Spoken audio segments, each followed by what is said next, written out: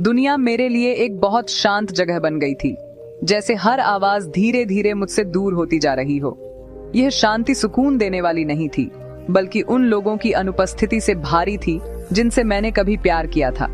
हर खाली कुर्सी, हर सूना कमरा उनकी यादों से भर गया था। दोस्त दूर होते गए, उनकी हंसी की जगह खामोशी ने ले ली। अब वो आवाजें सिर्फ यादों में गूंजती थीं और हर मुलाकात एक अधूरी कहानी बनकर रह गई थी। पारिवारिक समारोह अब बातचीत की नदी बन गए थे, जो मेरे चारों ओर बहती थी और मुझे किनारे पर अकेला छोड़ देती थी। मैं भीड़ में भी अकेला महसूस करता था, जैसे मेरी उपस्थिति किसी को महसूस ही नहीं होती। मैं अदृश्य हो गया, अपनी ही जिंदगी में एक भूत बन गया। पड़ोसियों द्वारा न्याय किया गया और टाला गया, सामूहिक अस्वीकृति के बोझ तले दबा हुआ। हर दिन यह बोझ और भारी होता गया। अकेलापन धीरे धीरे रेंगता रहा, मेरी दुनिया को तब तक तोड़ता रहा जब तक मैं यादों की गूंज के साथ अकेला नहीं रह गया। पुरानी तस्वीरें और बीती बातें ही मेरा सहारा बन गई थी। खामोशी क्रूर थी, मुझे हर खोए हुए रिश्ते, हर खाली जगह की याद दिलाती थी जहां कभी गर्माहट हुआ करती थी। हर स्पर्श, हर तस्वीर एक अधूरी चाहत की तरह चुभती थी। मैंने सोचा कि क्या मुझे कभी अपना रास्ता वापस मिलेगा, या क्या मैं हमेशा के लिए अकेला भटकने के लिए नियत था। लेकिन कहीं न कहीं उम्मीद की एक हल्की सी किरण बाकी थी। शायद एक दिन यह खामोशी भी बोल उठेगी। मेरा छोटा कमरा मेरा ब्रह्मांड बन गया, परछाइयों का एक जेल, वास्तविक और काल्पनिक दोनों। सूरज की रोशनी खिड़की पर ही रुक जाती थी, उदासी को भेद नहीं पाती थी। परछाइयां मेरी एकांतता का मजाक उड़ाती थीं, जब मैं घंटों खाली देखता रहता था। दर्द एक सुस्त, लगातार दर्द था, एक ऐसा बोझ जिसने हर सांस को भारी और हर दिन को अंतहीन बना दिया। आत्मसंदेह ने मेरे विचारों को झर दे दिया। मुझे यह विश्वास दिला दिया कि मैं प्यार के लायक नहीं था, कि मैं इस अकेलेपन का हकदार था। दिन एक साथ धुंधले हो गए, रुचियां फीकी पड़ गईं और बाहर की दुनिया आगे बढ़ती रही, जबकि मैं अपनी ही सर्दी में जमा रहा। मैं पूरी तरह अकेला था, उदासी के कोहरे में और गहरा डूब रहा था। एक दोपहर एक आंसू ने मेरी सुन्नता को तोड़ दिया, जिसके बाद एक बाढ़ आई जिसे मैंने रोकने की कोशिश नहीं की।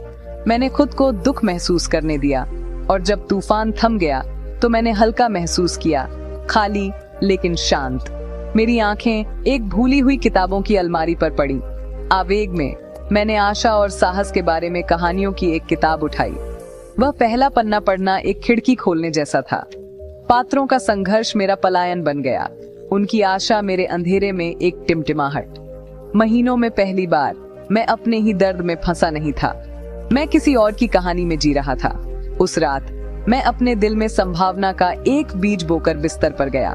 यह कोई समाधान नहीं था, लेकिन यह एक शुरुआत थी, परछाइयों से दूर एक पहला कदम।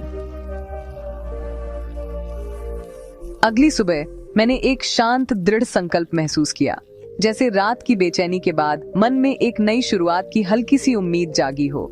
मैंने खुद से वादा किया कि आज मैं अपने लिए एक छोटा सा काम जरूर करूंगा, भले ही वह कितना भी साधारण क्यों ना हो।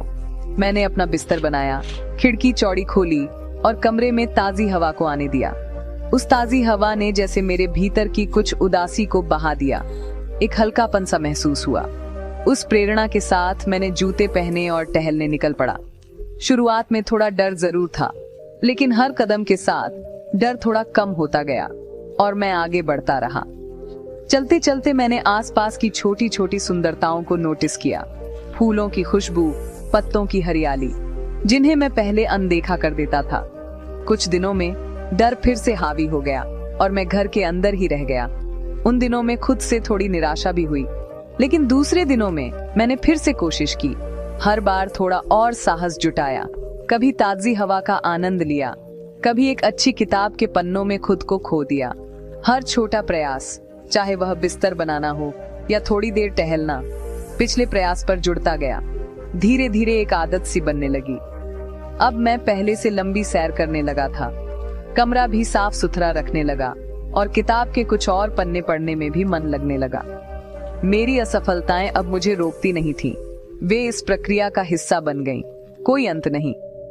मैं खुद को एक पौधे की तरह महसूस करने लगा, जो धीरे धीरे, हिचकिचाते हुए लेकिन लगातार प्रकाश की ओर मुड़ रहा था। मेरी चाल भले ही धीमी थी, लेकिन मैं रुक नहीं रहा था। सड़क लंबी थी, लेकिन पहली बार मुझे महसूस हुआ कि मैं सच में आगे बढ़ रहा हूँ। हर छोटे कदम के साथ अपने आप को थोड़ा और बेहतर बना रहा हूँ। एक दिन मैंने अपनी परछाई देखी और सिर्फ उदासी ही नहीं, बल्कि एक चिंगारी देखी। जीवन की एक टिमटिमाहट वापस आ रही थी। मैंने अपने आत्मविश्वास को फिर से बनाना शुरू किया, यह महसूस करते हुए कि मेरा मूल्य दूसरों की राय से परिभाषित नहीं होता था। मैंने खुद से दयालुता से बात की, शक्ति के शब्दों को दोहराता रहा जब तक कि वे सच लगने लगे। मेरी आंतरिक दुनिया बदल गई। नकारात्मक विचार शांत हो गए, उनकी जगह बढ़ती हुई शांति ने ले ली।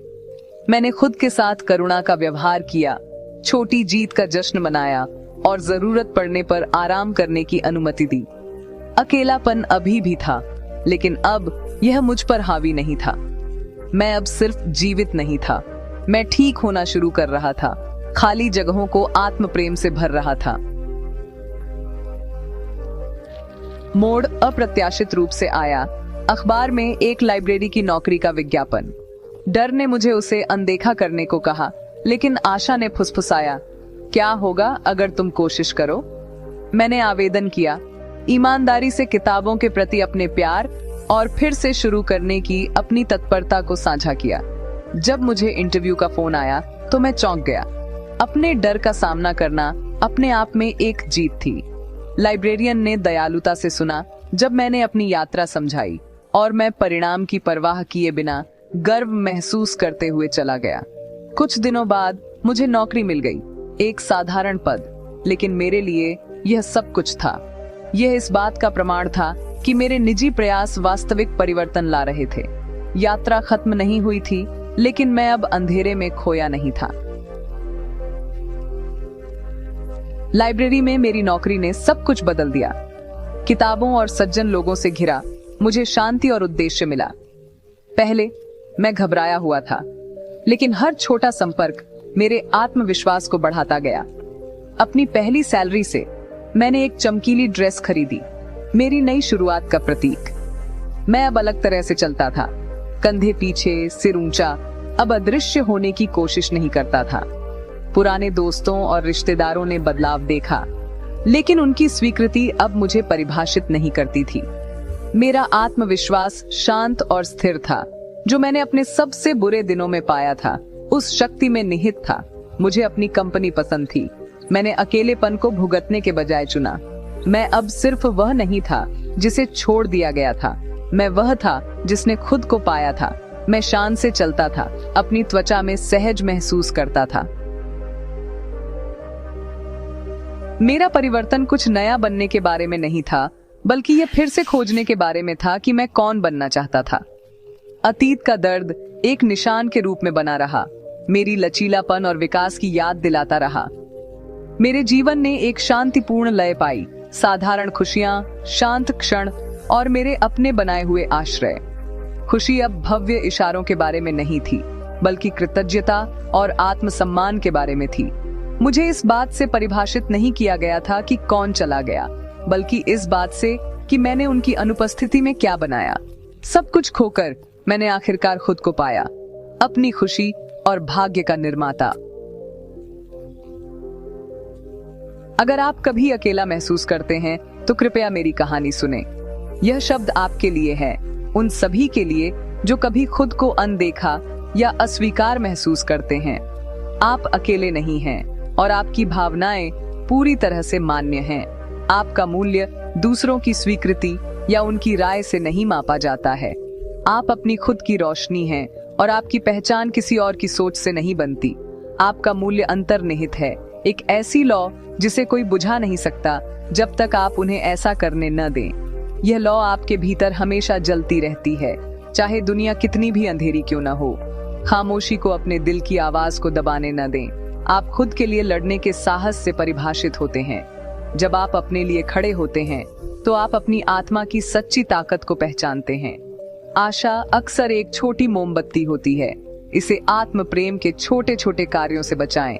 हर बार जब आप खुद को अपनाते हैं तो यह लॉ और भी प्रबल हो जाती है।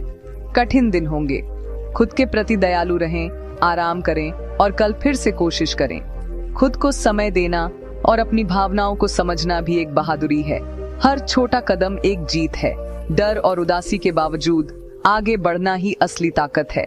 हर बार जब आप गिरकर उठते हैं तो आप और मजबूत बनते हैं। आप अपने स्वयं के नायक हैं, अपने घावों को ठीक कर रहे हैं और अपनी कहानी लिख रहे हैं। आपकी यात्रा अनूठी है और हर संघर्ष आपको और भी सुंदर बनाता है।